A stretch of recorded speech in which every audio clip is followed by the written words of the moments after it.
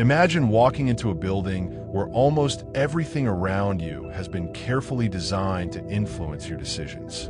The lights, the sounds, the layout, even the way you lose money. And here's the disturbing part. The biggest casino companies aren't just betting on games. They're betting on human psychology. By the end of this video, you'll understand why millions of people walk into casinos thinking they're in control, only to discover the house was playing a completely different game all along. When most people think about casinos, they imagine roulette wheels, poker tables, and slot machines. But casinos aren't really in the gambling business. They're in the attention business, because attention eventually becomes time, and time eventually becomes money. Think about it. A casino doesn't need every visitor to lose thousands of dollars. It simply needs people to stay longer than they originally planned. An extra 10 minutes, an extra hour, one more game, one more spin, one more chance. And when millions of people make that decision every day, those small moments become billions in revenue. The question is, how do casinos convince people to stay? The answer begins before a player even places their first bet. Walk through many casinos and you'll notice something strange. It's surprisingly easy to lose your sense of direction. That's not an accident. Many casinos are designed with winding layouts, visual distractions, and endless pathways that keep visitors moving through gaming areas. The goal isn't necessarily to trap people. The goal is to keep gambling opportunities constantly visible. Every turn reveals another machine, another table, another opportunity, another temptation, because every additional exposure creates another chance for someone to spend money. In finance, we call this increasing the number of opportunities for a transaction. Casinos have mastered it, but the design doesn't stop there. In fact, the most powerful psychological tricks are often invisible. Let's say a slot machine shows 7, 7, 7, and then the final symbol stops just short. You didn't win, but strangely, it feels close, extremely close. That feeling is known as a near miss. And near misses can be psychologically powerful, because your brain doesn't always process them the same way it processes a complete failure.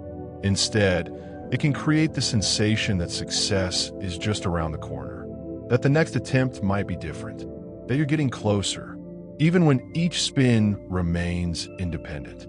Think about how dangerous that is, the feeling of progress without actual progress.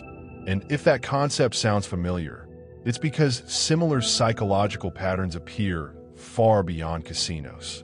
They're found in video games, social media, apps, and many businesses competing for your attention. But casinos combine these techniques with something even more powerful: uncertainty. Imagine two scenarios. In the first scenario, you receive a reward every single time you press a button. Predictable, consistent, boring. In the second scenario, you don't know when the reward is coming.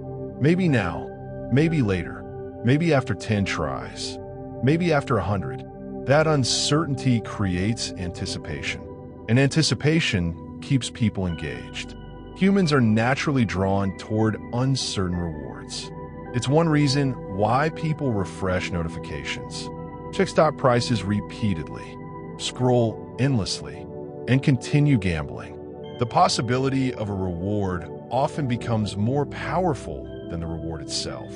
Casinos understand this better than almost anyone, because uncertainty keeps people emotionally invested, even when the odds remain unchanged. Here's something many people never stop to consider. Casinos don't need to beat every player every day. They simply need an edge, a small mathematical advantage repeated millions of times. That's where the phrase, "the house always wins," comes from. Not because every individual loses. Some people win, some win big, But over long periods and massive numbers of transactions, small advantages compound. It's the same principle that makes investing powerful. Tiny percentages become enormous outcomes when repeated consistently. Casinos understand compounding extremely well. The difference is that they're the ones benefiting from it, not the customer. And that's where the real lesson begins. The most important thing casinos teach us isn't about gambling. It's about incentives. Every financial system rewards someone. The question is, who?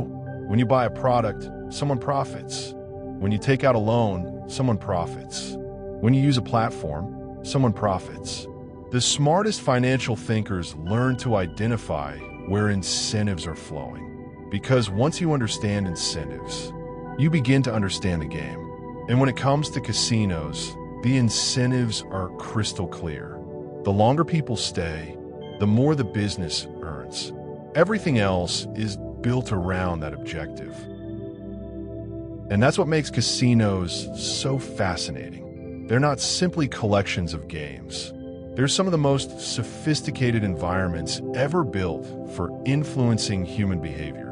But here's the question I want you to think about. If billions of dollars are spent designing casinos to keep people engaged, how many other industries are doing exactly the same thing? And more importantly, can you recognize it when it's happening to you?